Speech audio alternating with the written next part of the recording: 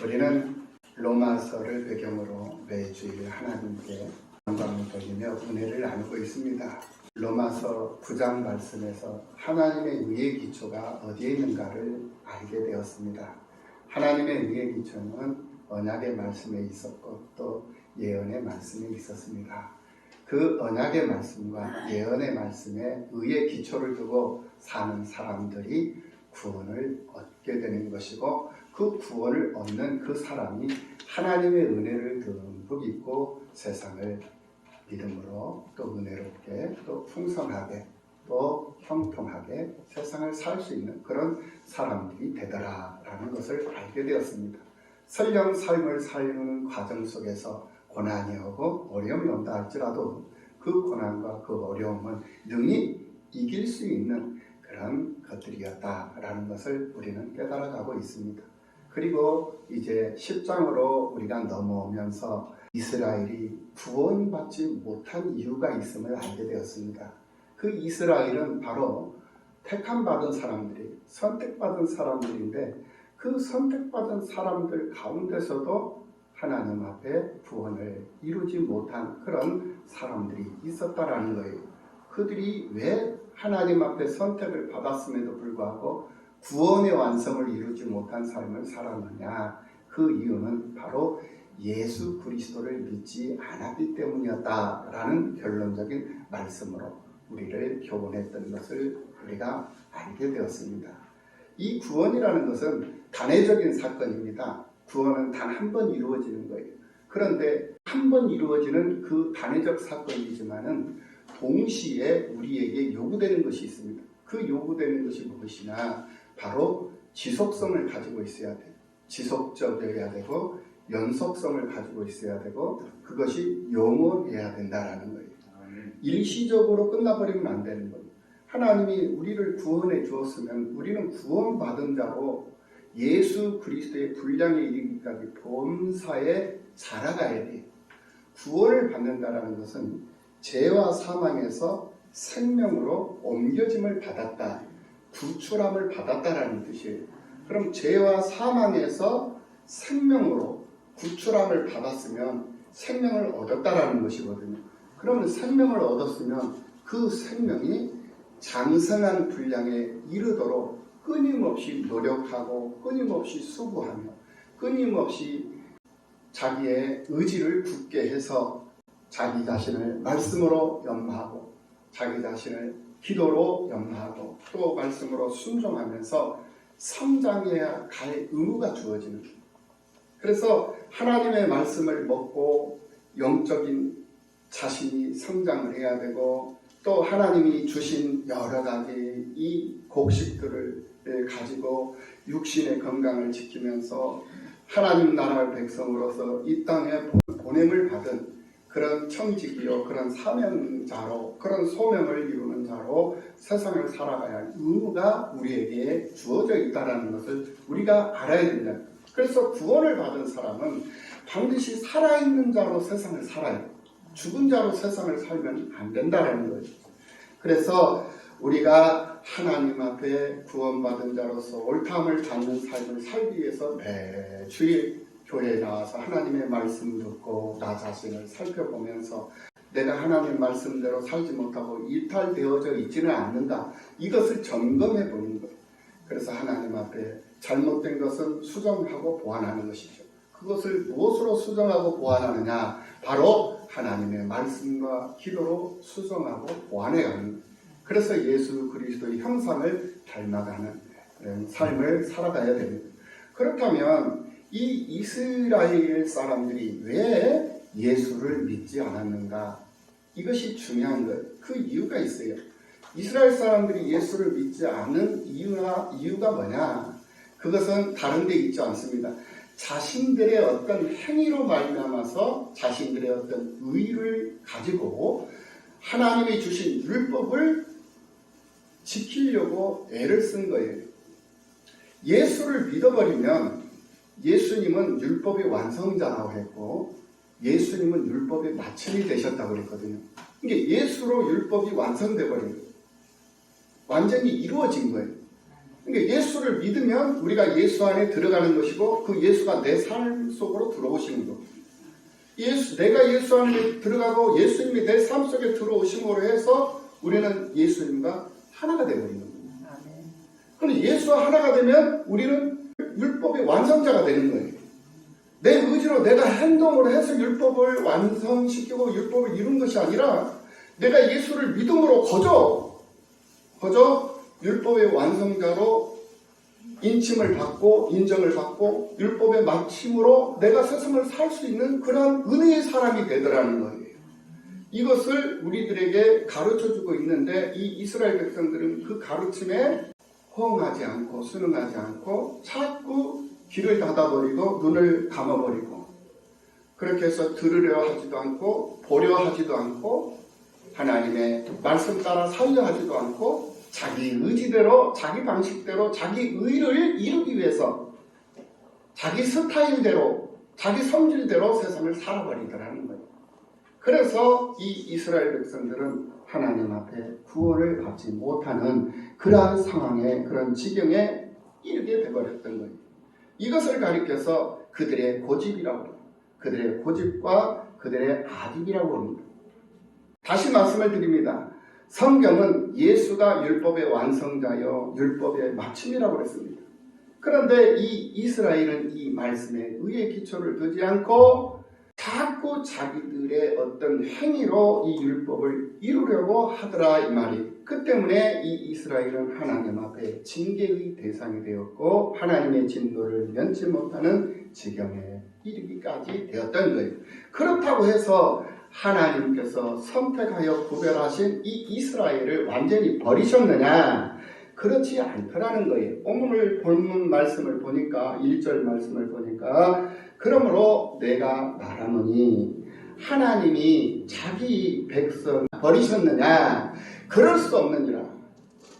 나도 이스라엘인이요 아브라함의 씨에서 난 자요 베냐민 지파라 라고 말씀을 하고 있는 것을 우리가 보게 됩니다. 하나님은 절대로 이스라엘, 자기 백성인 이 이스라엘 백성들을 버리지 않았다라는 거예요. 2절 말씀을 보면 하나님이 그 미리 아신 자기 백성을 버리지 아니하셨나니 이랬습니다. 여기서 미리 아신 자기 백성은 하나님의 작정과 예정을 통해서 선택하신 자기 백성을 가리키는 거예요. 당신이 그냥 뜬금없이 아무런 생각 없이 계획 없이 지나가는 사람을 선택하고 구별하고 선별하신 게 아니었다라는 거예요. 이미 하나님은 그 사람들을 구원하시기 위해서 계획을 하고 계셨다라는 거예요. 작정을 하고 계셨다라는 거예요. 작심을 하고 있었다라는 거예요. 그래서 그 작심한 대로 작정한 대로 예정을 해주신 거예요. 예시를 해주셨다라는 거예요. 예정을 해주시고 그 예정하신 대로 그들을 창조하시고 그 창조하신 그들을 섭리해 가신다는 거예요. 그것도 주권적으로 주도적으로 말입니다. 내버려 두지 아니하시고 당신이 그들의 삶의 앞에서 삶의 일부 앞에서 그들을 인도하고 그들의 나아갈 바를 열어주면서 그러면서 그들과 함께 하시며 그들과 살았다라는 것이에요. 그런데 이 이스라엘 백성들이 다 하나님 앞에 그렇게 성별되고 구별된 사람들이었느냐, 이것을 우리가 이스라엘의 이 역사를 통해서 확인해 볼 수가 있습니다. 이 이스라엘 백성들이 다 하나님께서 작정하신 하나님의 백성들이었느냐 이 말씀이, 이 모든 이스라엘이 다 하나님의 택하심을 받은 백성들은 아니었다라는 거예요. 그 이유가 뭐냐? 이스라엘 백성 중에 하나님이 택하시고 구별하신 백성들이 있었어요. 그것이 오늘 본문에 나오는 엘리야 시대 때의 모습입니다. 엘리야 시대 때도 남은 자, 렘넌트라고 그래요. 남은 자, 이 렘넌트들이 있었다라는 거예요. 엘리야 시대 때부터 대부분의 많은 이스라엘 사람들이 하나님을 떠났어요. 하나님을 섬기지 않았어요. 그럼 무엇을 섬겼느냐? 바로 바알신을 섬겼습니다. 하나님을 섬기지 아니하고 바알을 섬겼다라는 거예요. 이스라엘 백성들이. 그런데 하나님께서는 그 가운데서 바알신에게 무릎을 꿇지 않은 오늘 본문에 나오는 그러한 사람들을 남겨두셨다라는 말이에요. 그래서 오늘 본문 2절 하반절 말씀, 너희가 성경의 엘리야를 가리켜 말한 것을 알지 못하느냐? 그가 이스라엘을 하나님께 고발하되 주여 그들이 주의 선지자들을 죽였으며 주의 제단들을 헐어버렸고 나만 남았는데 내 목숨도 참나이다 하니 그에게 하신 대답이 무엇이냐? 내가 나를 위하여 바알에게 무릎을 꿇지 아니한 사람 7,000명을 남겨두었다 하셨으니, 이 말씀을 보는 대로 구약시대 때도 모든 이스라엘 백성들이 구원을 받은 것이 아니라 이스라엘 가운데 우상에게 무릎을 꿇지 않은 남은 자가 구원을 받았다라는 말이에요. 이것은 이사야서를 보면 더 자세히 우리가 알 수가 있습니다. 이사야서 10장 22절 말씀을 보면은 이스라엘이여 내 백성이 바다의 모래 같을지라도 남은 자만 돌아오리니 넘치는 공의로 파멸이 작정되었으니라 라고 말씀을 하고 있는 것을 보게 됩니다. 모두가 다 구원을 받았다고 생각하는 이스라엘 백성들에게 내 백성이 바다의 모래와 같이 많을지라도 남은 자만 하나님께로 돌아오리니 라고 말씀을 하고 있다라는 것이, 이와 마찬가지로 현재의 대부분의 이스라엘이 하나님의 복음을 믿지 않지만은 하나님은 이스라엘 사람들 중에서 하나님의 복음을 믿는 자들을 남겨주셨다라는 거예요. 이들이 바로 남은 자들이다라는 거예요. 오늘 본문에서 말하는 남은 자들이다라는 것입니다. 오늘 본문 5절 말씀을 봅니다. 그런즉 이와 같이 지금도 은혜로 택하심을 따라 남은 자가 있느니라, 이렇게 말씀하고 있는 5절의 말씀을 우리가 확인해 볼 수가 있습니다. 그런즉 구약에서도 그랬듯이 지금도 하나님의 은혜를 따라 택하심을 받아 알곡으로 남아있는 사람들이 있다라는 말씀이에요. 이 말씀은 우상을 섬기는 그런 가운데서 오직 하나님을 섬기는 자들이 분명히 구별되어져 있더라는 것입니다. 모두가 다 하나님 말씀에 불순종하는 삶을 살지만은 그 중에서도 하나님 말씀에 순종하는 사람들이 있더라는 거예요. 모두가 다 하나님의 심판을 받는 가운데 있지만은 심판의 대상으로 하나님의 진노 아래 놓여져 있지만은 심판을 면제받는, 하나님의 진노 아래서 하나님의 보호를 받는 그런 사람들이 분명히 있더라는 거예요. 그 사람들이 바로 남은 자다라는 말씀이에요. 구약시대 때 모든 이스라엘 사람들이 다 하나님을 섬기는 것은 아니었다라고 분명히 말씀을 드렸습니다. 모든 이스라엘이 다 하나님의 말씀에 순종하지 않았어요. 그 중에 일부분만이 하나님 말씀에 순종했고 하나님의 뜻을 따라 삶을 살았으며 하나님 앞에 쓰임받는 사람들로 세상을 살았던 것을 우리는 분명히 구약 성경 말씀을 통해서 확인해 볼 수가 있었어요. 그 때문에 구약 시대 때 모든 이스라엘 사람들이 다 심판을 면치 못했던 거예요. 그 심판의 일환으로 한 부분으로, 심판이라는 것은 다양한 방법으로 당신의 백성들을 하나님이 심판을 하셨어요. 전쟁으로 심판을 하시기도 하시고, 기근으로 심판을 하시기도 하시고, 또 질병으로, 또 감염병으로, 여러 가지 가난으로, 여러 가지 어려운 환경과 상황들을 그에게 주심으로 해서 그를 심판하시는 하나님의 모습을 우리는 분명히 확인해 볼 수가 있었어요. 그런데 하나님께서는 이렇듯 모든 이스라엘이 우상을 섬기는 가운데서도 오직 이스라엘이 하나님 말씀에 순종하지 아니하는 가운데서도 자기 뜻대로, 자기 방식대로, 자기 스타일대로, 자기 성질대로 세상을 살아가는 그러한 상황 가운데 모든 이스라엘 사람들이 놓여 있었음에도 불구하고 하나님은 남겨둔 사람들이 있었다라는 거예요. 그리고 모든 이스라엘이 심판을 받는 가운데서도 심판을 받지 않는 자들을 남겨두셨다라는 거예요. 이들이 바로 구약시대 때 남은 자들이었다라는 겁니다. 그래서 구약시대 때 남은 자만 구원을 받았습니다. 그 대표적인 인물들이 누굽니까? 요단강을 건너서 가나안 땅으로 들어간 사람, 바로 여호수아와 갈렙과 이스라엘의 다음 세대들, 그들이 바로 하나님 앞에 구원받은 자들 아니었겠습니까? 이것은 신약시대에도 마찬가지였습니다. 오늘 본문 7절 말씀을 봅니다. 그런즉 어떠하냐? 이스라엘이 구하는 그것을 얻지 못하고 오직 택하심을 입은 자가 얻었고 그 남은 자들은 우둔하여졌느니라 라고 말씀을 하고 있는 것을 보게 됩니다.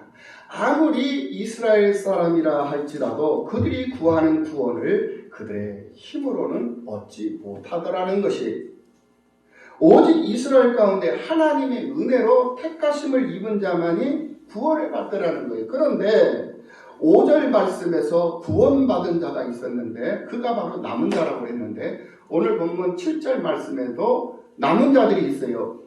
오늘 5절 말씀에서 남은 자는 구원을 받은 자의 남은 자요, 이 7절 말씀에서 말하는 이 남은 자는 구원을 받지 못한 남은 자예요. 이렇게 구원받지 못하고 남은 자들은 구원을 얻는 복음에 대하여 우둔해졌기 때문에 구원을 받지 못한 자로 남게 되더라는 거예요.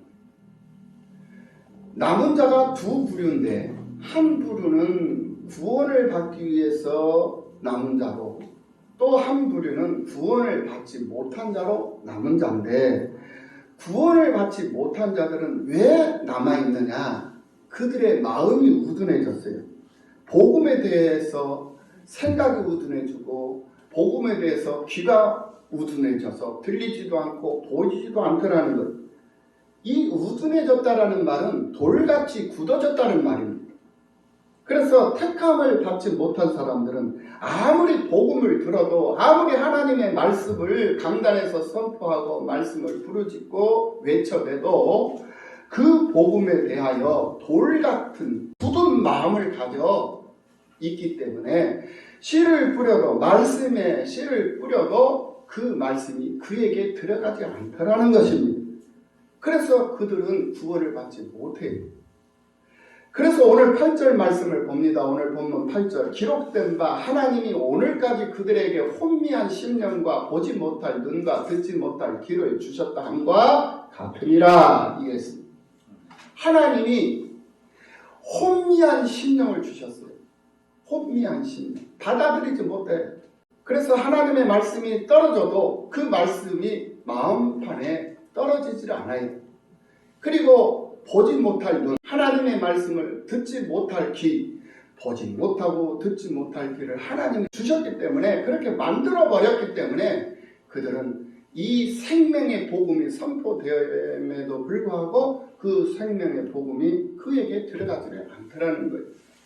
이것은 이사야서 29장 10절 말씀과 신명기 29장 4절의 말씀을 인용한 것입니다. 하나님의 택하신 백성이 아닌 자들에게 하나님께서는 하나님 말씀에 대하여 혼미한 심령과 보지 못할 눈과 듣지 못할 귀를 주셨다라는 거예요. 그래서 하나님의 택하신 백성이 아닌 자들은 아무리 하나님의 말씀을 귀로 들어도 그 말씀이 심령의 귀에 들리지 않는 것입니다. 또 아무리 하나님의 말씀을 본다 할지라도 그 말씀이 심령의 눈에 보이지 않더라는 거예요. 이것은 구약시대 때 하나님의 택하신 백성이 아닌 자들에 관한 말씀이었습니다. 마찬가지입니다. 구약시대 때뿐만이 아니라 어제나 오늘이나 영원토록 변함없으신 하나님, 동일하신 하나님이시기 때문에 지금도 하나님의 역사하심은 구약시대 때 역사하시는 그 하나님의 섭리와 동일하시다라는 거예요. 마찬가지로 그렇기 때문에 신약시대 때에도 택하신 백성이 아닌 자들이 분명히 있다라는 거예요. 하나님의 말씀을, 복음을 들어도 듣지 못하고 보아도 보지 못하는 심령들이 있다라는 거예요. 그래서 9절 말씀을 이어서 보면, 또 다윗이 이르되 그들의 밥상이 올무와 덫과 거치는 것과 보응이 되게 하시었고 10절 그들의 눈은 흐려 보지 못하고 그들의 등은 항상 굳게 하옵소서 하였느니라. 이것은 시편 69편 22절 23절의 말씀을 인용한 것이었습니다. 이것은 원래 악인에 대한 심판의 말씀인데 택한 백성이 아닌 사람들이 하나님의 심판을 받게 해달라는 다윗의 기도였어요. 이와 같이 오늘 본문에서 하시는 말씀이 무엇이냐? 하나님께서 이스라엘을 버리셨느냐? 아니올시다. 절대로 버리지 않으셨다. 그러면 이스라엘의 모든 사람들이 구원을 받았느냐? 아니올시다. 그렇지 않다라는 거예요. 구약시대 때에도 이스라엘이 남은 자만 구원을 받은 것처럼 오늘 이 시대에도 이스라엘 가운데서 하나님의 은혜로 택하심을 따라 남은 자만이 구원을 받는다. 이것을 요한복음 1장 12절 이하 13절 말씀에서 이렇게 말합니다. 영접하는 자 곧 그 이름을 믿는 자들에게는 하나님의 자녀가 되는 권세를 주셨으니 이는 혈통으로나 육정으로나 사람의 뜻으로 나지 아니하고 오직 하나님께로부터 난 자들이니라. 영접하는 자 곧 그 이름을 믿는 자들에게는 하나님의 자녀가 되는 권세를 하나님이 주셨다라는 거예요. 그러면 누가 예수님을 믿고 영접하여 하나님의 자녀가 되느냐? 그것은 혈통으로도 되는 것이 아니었고 인간적인 정으로도 되는 것이 아니었어요. 그러니까 예수를 믿는 사람은 내 의지로 내가 예수를 믿는 것이 아니라 하나님께로부터 이미 난 자이기 때문에 그가 예수를 믿는 거예요. 그런데 언제 믿느냐? 이것은 중요하지 않아요. 지금 믿는 사람들도 예수를 믿는 사람이지만 아직은 지금 예수를 모르고 있었는데 오늘 이 자리에서 예수를 믿는 이 사람들은 바로 하나님께서 이미 정해놓으신 것이고 오직 하나님께로부터 난 자로 이미 하나님께서 구별하시고 성별해 주셨기 때문에 오늘 이 시간에도 예수를 믿을 수 있는 거예요. 할렐루야. 에베소서 1장 4절 말씀에서도 곧 창세 전에 그리스도 안에서 우리를 택하사 그랬어요. 그러니까 창세 전에 우리를 이미 택하신 거예요. 그 택하신 우리를 이 시점에서 이제 하나님이 우리를 건져주신 거예요. 건져주시는 타이밍은 다양합니다. 내가 어머니 뱃속에서부터 나를 건져주시기도 하시고 내가 어린 시절에 건져주시기도 하시고 내가 다 늙어서 이제 하나님 앞에 설 날이 다가왔는데 그때 하나님이 나를 건져주실 수도 있고 어쨌든 우리는 예수 그리스도 안에서 이미 택정함을 입어서 그 택함을 받은 자로서 우리가 사랑 안에서 그리스도의 사랑 안에서 지금 세상을 살고 있는 거예요. 그런데 나는 하나님 앞에 구별됐는지 선택됐는지 나는 지금 몰라. 왜? 하나님께서 내 귀를 어둡게 하셨고 내 눈을 어둡게 하셨기 때문에 지금 모르는 거예요. 그런데 하나님께서 기회를 주신 거예요. 오늘이라고 하는 이 시간에 하나님께서 말씀을 들을 수 있는 귀를 열어주셨고 볼 수 있는 눈을 열어주셨다는 거예요. 이 타이밍을 놓치면 또 후회함이 오는 거예요. 언제 또 이 기회가 올지는 모릅니다. 인생에서 3번의 기회는 온다고 합니다만은 하나님께서는 3번만 기회를 주시지 않아요. 한 번 기회를 주시고 끝내버릴 수도 있고 여러 번 기회를 주시면서 그 사람을 계속적으로 하나님께서 이끌어 가시기도 하시고 그거는 하나님께서 어떻게 그 사람을 지배하시고 그 사람을 통치하시고 그 사람을 이끌어 가시는 주도해 가시는 그건 우리 사람으로서는 알 수가 없어요. 이것이 바로 신비로운 것이에요. 하나님께서 하시는 일. 어찌 하나님이 하시는 일을 사람이 어찌 측량할 수 있고 어찌 판단할 수 있겠습니까?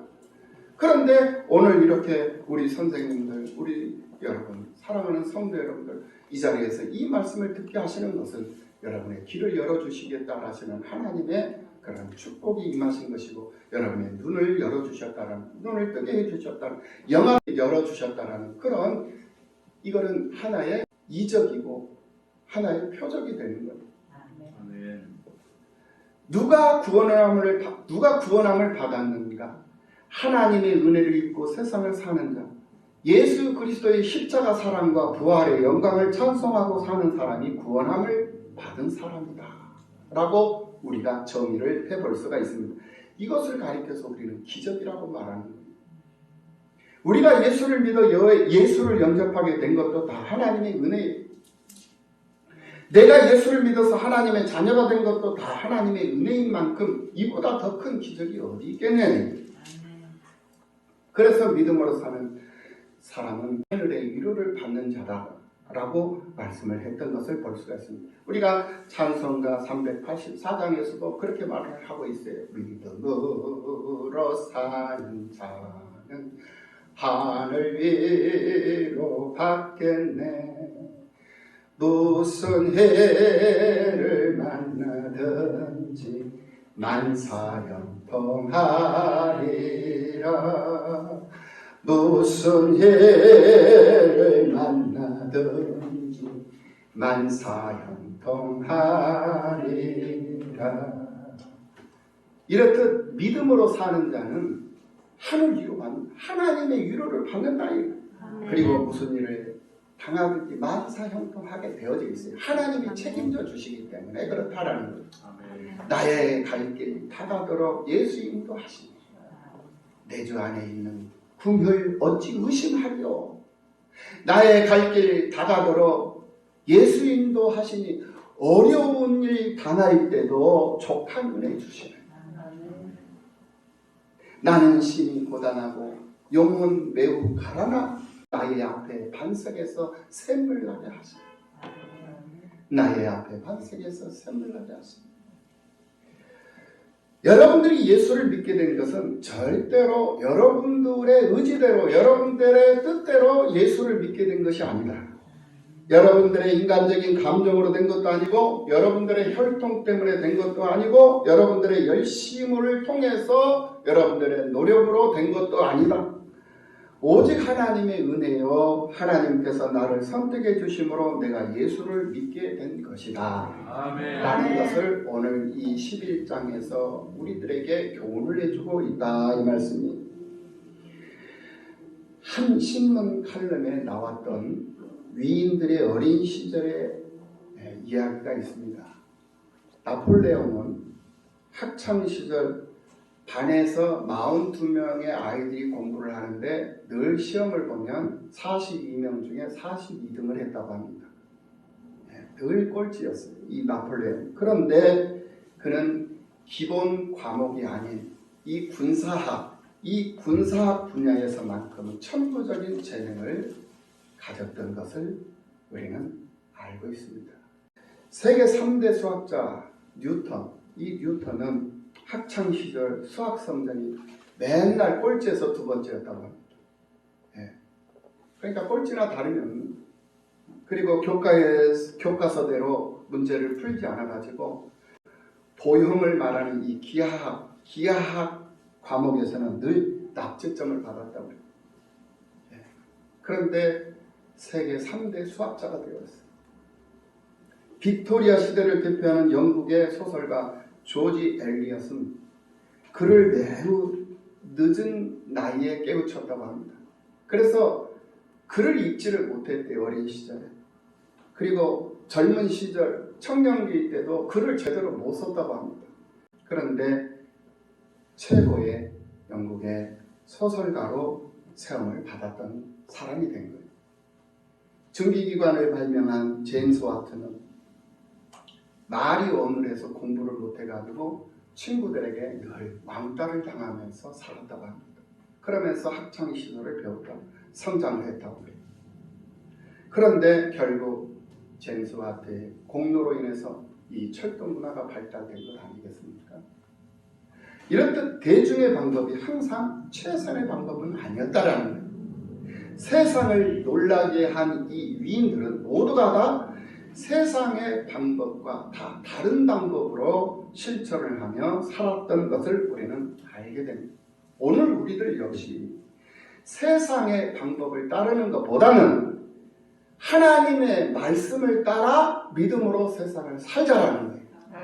세상 풍조를 따르고 세상 지식을 따르는 것이 아니라 하나님의 말씀을 따라 하나님 말씀대로 순종하고 하나님의 사람답게, 믿음의 사람답게 하나님 말씀에 귀 기울이고 말씀 따라 세상을 살아가기를 힘쓰며 애쓰며 사는 그런 사람들로 세상을 살자라는 거예요. 이성으로 하지 말고 성령으로 하자라는 거예요. 아멘. 이성으로 하면 판단을 하게 되고 생각을 하게 되고 계산을 한다 이거예요. 이성으로 하면 판단을 해요. 자기가 판단을 해버려요. 자기가 계산을 해버려요. 그렇기 때문에 되는 일이 없어요. 이성으로 하기 때문에. 그런데 성령으로 하고 말씀으로 하고 하나님의 은혜로 하면 안 되는 일이 없습니다. 모두가 다 가능해요. 왜냐? 성령으로 하면 내가 하는 것이 아니라 성령께서 하시기 때문에 그렇다라는 거예요. 이것이 바로 믿음으로 세상을 살아가는 사람들의 이기는 방법이에요. 승리하는 방법이다라는 말이에요. 여러분들 세상 살면서 성공하고 싶지요? 성공하기 싫은 사람은 아무도 없을 거예요. 정말로 여러분들이 성공하고 싶다면 예수 믿으시기 바랍니다. 아멘. 예수 믿고 믿음으로 행하시기를 예수님의 이름으로 축복합니다. 그러면 성공하게 되어져 있어요. 가정도 성공을 합니다. 왜 가정이 요즘에 가정이 깨지는 가정들이 얼마나 많습니까? 가정 문제가 가장 사회적 문제로 지금 현재 부각이 되고 있어요. 그 이유가 뭡니까? 서로를 인정하지 않아요. 서로의 다름을 인정하지 않고 자기 주관대로 자기 방식대로 자꾸 고집을 해버리기 때문에 부딪히게 되는 거예요. 그러니까 요즘 젊은 아이들이 서로 결혼을 하려고 안 해. 만나서 연애는 하고 데이트는 하는데 서로 결혼을 해서 가정을 꾸미고 자녀를 낳아야 되는데 그래야 가문이 번성할 것 아닙니까? 그런데 거기에는 관심이 없어요. 그냥 한순간순간 쾌락으로 즐거움으로 그냥 끝내버리고 마는 거예요. 왜냐? 서로 다름을 인정하지 않기 때문에 그래요. 인정하지 못하겠다라는 거예요. 그래서 포스트 모더니즘 시대에서 우리가 지금 살고 있어요. 포스트 모더니즘이라는 것이 뭐예요? 내가 제일 잘 나간다 이거예요. 가장 큰 자, 나는 가장 큰 자다. 내가 제일이다. 내가 최고다. 나는 사랑만 받아야 돼. 나는 사랑받기 위해서 태어난 사람이니까 사랑만 받아야 돼. 교회에 와서 사랑만 받고 존경만 받고 섬김만 받고 목사님이 찾아가서 구벅구벅 절해 주기를 바라고 인사해 주기를 바라고. 왜? 나는 존귀한 사람이니까. 이러한 포스트 모더니즘 사상이 지금 현재 온통 교회 성도들에게 다 들어가 있어요. 그래서 교회 와서 절대 허드렛 일을 하려고 생각을 안 해. 굳은 일을 하려고 생각을 안 해. 쓰레기 정리도 않고 청소도 않고 빗자루도 안 잡고 주방에도 안 들어가고 설거지도 안 하고 아무것도 안 해. 하는 사람만 뒤집에 맨날 그것만 하고 하는 사람만 하고 있는 거야. 그 사람이 바보고 멍충이해서 그걸 하는 게 아니야. 그거 알아야 돼. 그것을 하나님께서 지금 다 보고 계셔. 하나님은 다 보고 계셔. 하나님은 초월적 존재, 그것을 다 보고 계시고 한쪽에는 의로운 장부, 의의 장부에다가 기록해 놓으시고 한쪽에는 심판의 장부에다가 기록을 하고 있다는 것을 알아야 된다. 여러분, 우리 하나님은 보이지 아니하시는 하나님, 왜? 초월적 존재이시기 때문에 모든 것을 초월해버려요. 그래서 글 쓰는 것도 계산하는 것도 하나하나 보는 것도 한눈에 온 세계 이 지구상 이 우주를 다 한눈에 다 파가고 보고 그것을 동시에 기록할 수 있는 능력을 가지십니다. 우리 하나님이시라 이거예요. 그게 우리 하나님이에요. 그 하나님 앞에 은혜를 입고 세상을 믿음으로 산다 하면서 하나님 앞에서 부끄러운 모습으로 지금 살고 있어. 그게 바로 이스라엘 백성들의 모습이었다. 하나님 앞에 선택받고 택함을 받았음에도 불구하고 결국은 그들이 하나님 앞에 구원함을 받지 못하더라. 왜? 하나님의 말씀대로 순종하고 사는 것이 아니라 하나님의 말씀을 거스립니다. 역행하는 것. 순리대로 순응하면서 살아야 되는데 영리로 사는 것. 영리. 하나님과 소통하면서 살아야 되는데 소통하지 않아요. 소통하지 않으면 불행이 옵니다. 고통이 와요. 고통. 소통하면 형통해요. 하나님과 소통하면 형통하지만 하나님과 불통하면 고통이 온다는 것을 알아요. 할렐루야. 아멘. 그러므로 우리는 오늘 로마서 이 11장 말씀을 통해서 우리가 하나님의 의의 기초를 둔 사람이 남는 자다라는 교훈을 얻었으니 하나님과 늘 소통하고자 하는 그런 믿음을 가지고 하나님을 우선하는 삶을 살면서 하나님이 맡겨주신 몸된 교회를 돌아보고 그곳에서 붙여주신 이웃, 내 이웃을 내 몸처럼 살아. 여러분들이 지금 이곳에 있는 여러분들이 바로 이웃이, 물론 저 아프리카에 있는 그런 아프리카 사람들도 우리의 이웃이고, 저 서울역 앞에 있는 노숙자들도 다 우리의 이웃이고, 다 이웃은 똑같은 이웃이지만 가장 가까운 이웃부터 챙기라는 거야. 가까운 이웃부터 행하라는 거예요. 이곳에 있는 우리가 바로 가장 가까운 이웃이니까 여기 있는 이 이웃들을 내 몸처럼 사랑하고 내 몸처럼 아끼면서 돌아보면서 위로해주면서 또 그를 섬기고 그를 기쁘게 해주고 그를 기분 좋게 해주면서 세상을 살다 보면 이 지역사회가 평화가 넘치고 감사가 넘치고 생명력이 넘치고 범죄함이 없는 사회가 되고 이 나라와 민족이 부강한 나라가 되고 그 부강한 나라와 민족이 세상을 품으면서 갈 수 있는 세계 제1의 민족이 되는 것이고 리더자들이 되는 거예요. 여기서부터 시작을 하는 거예요. 여기서부터. 그 주인공이 바로 여러분들이라는 사실을 아시고 하나님의 사람들로 우뚝 세움을 받고 하나님과 늘 소통해서 불통해서 고통받지 말고 소통해서 형통함을 늘 누리며 사는 여러분들이 다 되시기를 예수님의 이름으로 축원합니다. 기도하시겠습니다.